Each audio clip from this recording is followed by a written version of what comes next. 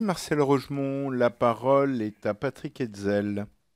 Merci beaucoup, Monsieur le Président. À mon tour, je voudrais remercier Madame Brucy pour la qualité du travail qui nous a été présenté.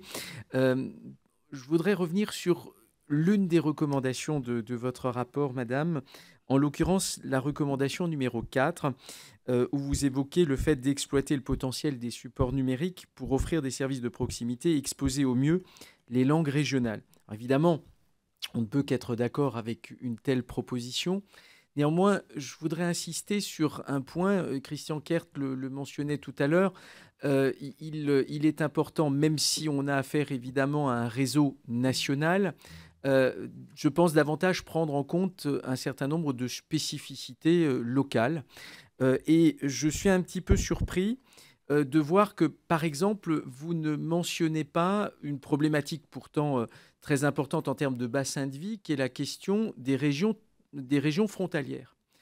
C'est le cas, par exemple, de l'Alsace. Et par voie de conséquence, lorsque l'on évoque la question des bassins de vie, eh bien, ces bassins de vie peuvent être aussi transfrontaliers. Alors, d'ailleurs, France 3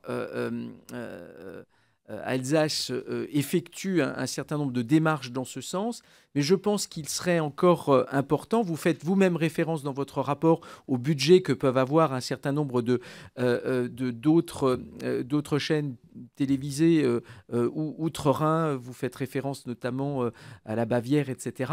Eh bien, le Pays de Bade, et effectivement est aussi demandeur de relations plus fortes avec notamment France 3 Alsace.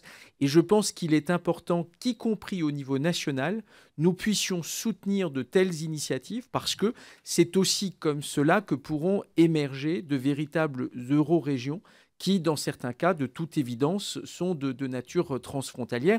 Et je peux élargir mon propos parce que ce qui est valable pour l'Alsace l'est aussi quand on va un petit peu plus vers le sud pour évidemment l'Italie et la région Rhône-Alpes, mais ça peut être le cas évidemment aussi du côté des Pyrénées avec l'Espagne. Et je pense que, comment dire, encore une fois, ça n'est pas une critique, c'est plutôt une remarque. Je trouve que qu'à cet égard, votre rapport reste un peu franco-centré.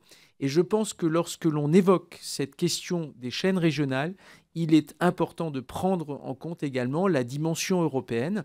Je crois que c'est l'une des avancées importantes au cours des dernières décennies. Cette construction européenne doit aussi être relayée par les chaînes nationales en général et par évidemment France 3 en particulier. Je vous remercie. Merci, Patrick.